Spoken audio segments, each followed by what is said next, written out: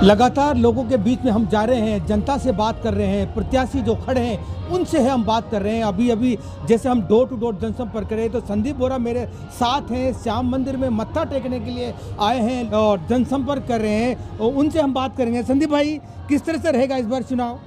इस बार का चुनाव थोड़ा अलग होगा और मैं श्याम बाबा के मंदिर में अपना मत्था टेकने आया हूँ। और श्याम बाबा के जितने भी भक्त हमारे धारवाड़ा में हैं वो भी कहते हैं बाबा हमारे हारे के सहारे हैं। तो पिछली बार मैं चुनाव हारा था तो इनका सहारा रहा, तो अब की बार शायद सब ठीक रहेगा। और धारवाड़ा की जनता मुझे प्यार करती है, चाहती है कि संदीप बोरा एक बार नगर पालिका की सीट पे आए और काम करके दिखाएं। संदीप भाई, आपने बहुत अच्छी बात किया है कि श्याम बाबा का एक बहुत बड़ा चर्चित नारा है, हारा का सहारा। लेकिन चुनाव के दौरान जो प्रत्याशी होते हैं वादे बहुत करते हैं, लेकिन जब चुनाव जीत जाते हैं उसके बाद सब वो वादे हवाई हो जाते हैं।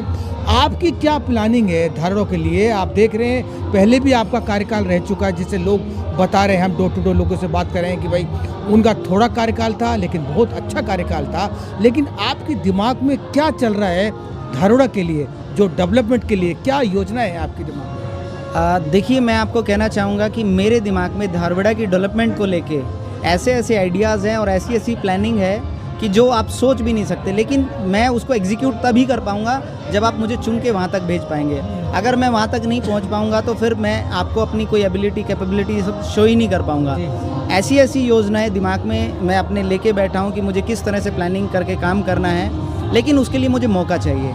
अगर मेरी जनता ने, धारवाड़ा वासियों ने मुझ पर विश्वास किया और मुझे बना के बैठाया तो अगले 5 साल के बाद वो मेरे लिए तालियाँ बजाएंगे और कहेंगे हमने जिस कैंडिडेट से उम्मीद करके यहाँ बैठाया था वो आदमी हमारी उम्मीदों पे खरा उतरा है और उसने धारवाड़ा के लोगों के लिए और धारवाड़ा के लिए काम किया है। तो मेरा सिर्फ यही वादा है कि संदीप बोरा धारवाड़ा का सबसे मजबूत और अच्छा विकास कराएंगे।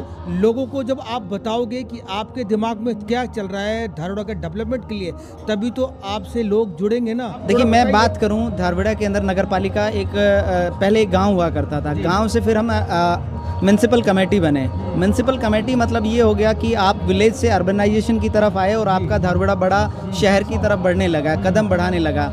आज हमारे पास जो लोग पद पे बैठे हैं, प्रधान उप प्रधान, उनकी सोच ऐसी है जैसे 1857 में गाँवों के लिए सरपंचों की सोच होती थी। एक गली की अगर सफाई करा दे, उससे कूड़ा उठवा दे, एक तार अगर लाइट का जुड़वा दे, उसको डेवलपमेंट वो गिनती में अपनी गिनवा देते हैं। मैं कहता हूं कि अगर धारवाड़ा के अंदर अगर कोई काम नज़र आता तो जनता अपने मुंह से बोलती, जनता उनके लिए बोलती। सिर्फ उन्होंने क्या किया है, उन्होंने जनता को सबसे पहले तो बहुत ज़्यादा परेशान किया है और इतनी परेशानियों के बाद एक छोटा सा काम कर दिया तो जनता को लगता है ये काम हो गया, उसी से वो खुश होगी।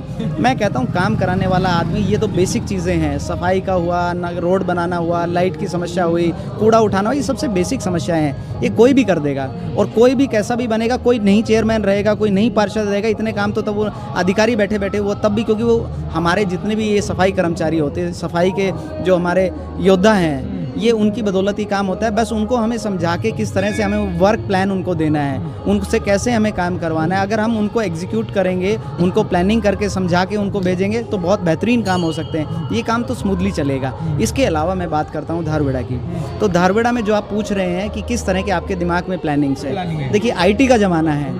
मैं बात करता हूँ ऐप बेस्ड चीज़ों के लिए। आज किसी की लाइट ख़राब हो गई है, वो आदमी धारवाड़ा नगर पालिका के चक्कर काटेगा, किसी पार्षद को फ़ोन करेगा, नगर पालिका के रजिस्टर में लिख के आएगा, 4 दिन 10 दिन उसको हो जाएंगे, उस समस्या का समाधान नहीं होगा। ये सिर्फ मैं एक प्लानिंग बता रहा हूँ, ऐसी हज़ारों, मतलब बहुत सारी ऐसी प्लानिंग्स मैं अपने दिमाग में लेके बैठा हूँ, लेकिन वो एग्जीक्यूट, मैंने बताया ना, पावर मिलने के बाद ही कर पाता हूँ। अब आपने एक ऐप के माध्यम से आपने सुविधाएं दे दी कि आपके धारवाड़ा शहर के अंदर हर नागरिक के पास फ़ोन है। आज की डेट में स्मार्टफोन सबके पास है। ऐप बेस्ड चीज़ें हमने उनको प्रोवाइड करा दी। आप पढ़े लिखे आदमी को बनाएंगे, वो सोच के प्लानिंग से आपको इस तरह की सुविधा प्रदान करेंगे कि आप घर बैठे बैठे, जैसे सिलेंडर अपना बुक कर लेते हैं, जैसे घर बैठे बैठे IT के माध्यम से आज आप बहुत सारी सुविधाएं प्राप्त कर सकते हैं। आज आप अपना कोई भी डॉक्यूमेंट होता है वो आप IT के माध्यम से, पहले ये सब चीज़ें नहीं थी सुविधाएं।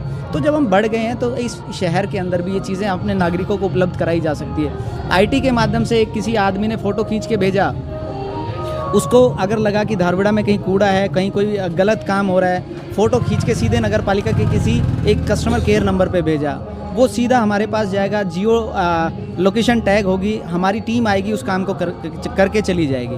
धारवाड़ा नगर पालिका में कहीं लाइट नहीं जल रही है, किसी एक आम आदमी को, राह चलते हुए इंसान को सिर्फ उसमें क्या करना है, फ़ोटो खींचना, हमें भेजना है, जियो ID टैग हो जाएगी, हमारी टीम आएगी, दूसरे दिन उस काम को करके चली जाएगी। तो ये होती है डिलीवरी। जब बात मैं डिलीवरी की करता हूँ तो फिर वो डिलीवरी होगी।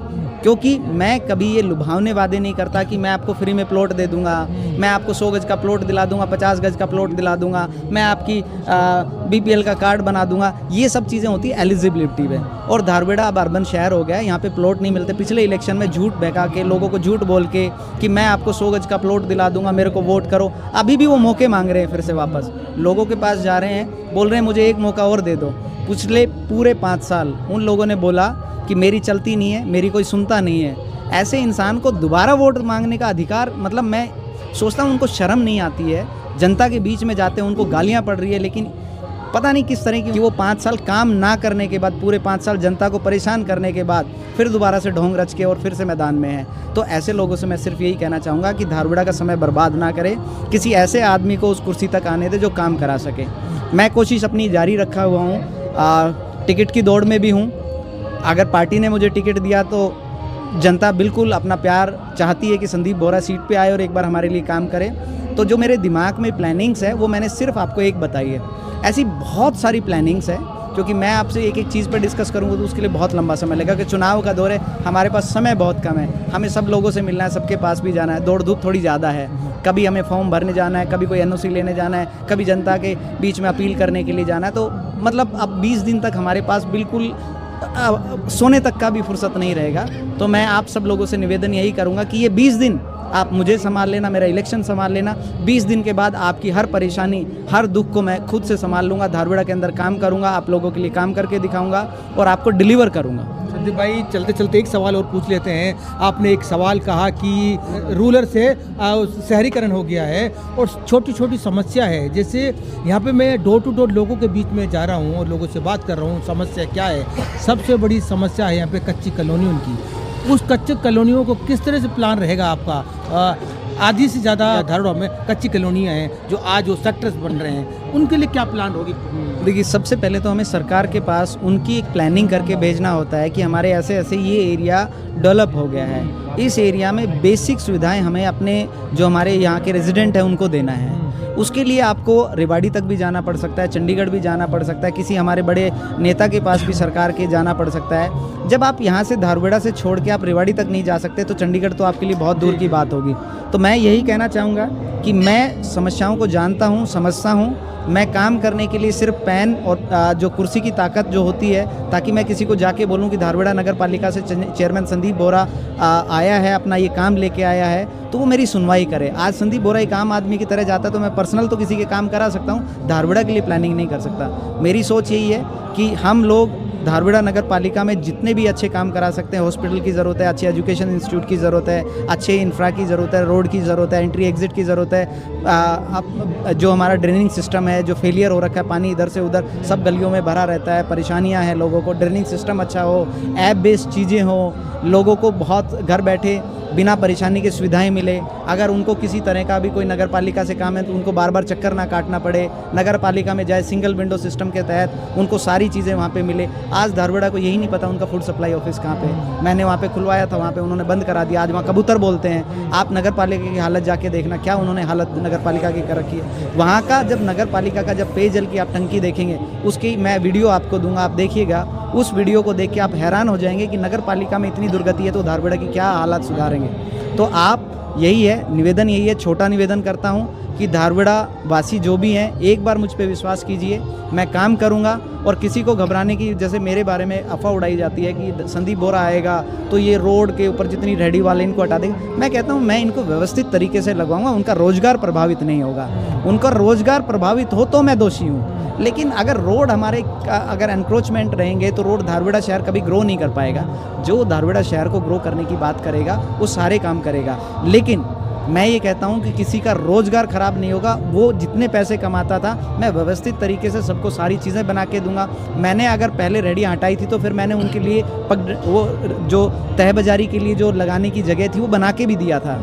तो ऐसा नहीं है कि मुझे किसी का दर्द समझ में नहीं आता, किसी का दुख समझ में नहीं आता, लेकिन समय चाहिए हर चीज़ के लिए, काम के लिए समय चाहिए। समय मिलेगा, सब कुछ करके दिखाऊंगा। अगली बार जब आपके बीच में 5 साल काम करने का मौका मिल जाएगा तो आप ही मेरे लिए तालियां बजाएंगे और मुझे शाबाशी देंगे। तो आप देख रहे हैं कि लगातार सभी कैंडिडेटों से हम लोग बात कर रहे हैं, डोर टू डोर लोगों से जानने की कोशिश कर रहे हैं उनकी क्या प्लानिंग है इन 5 साल जब उनको कामयाबी मिलेगी, आने वाले दिनों में क्या प्लानिंग रहेगी उसके विकास की। लगातार कवर कर रहे हैं, देखते रहिए 24 टीवी नेटवर्क हरियाणा।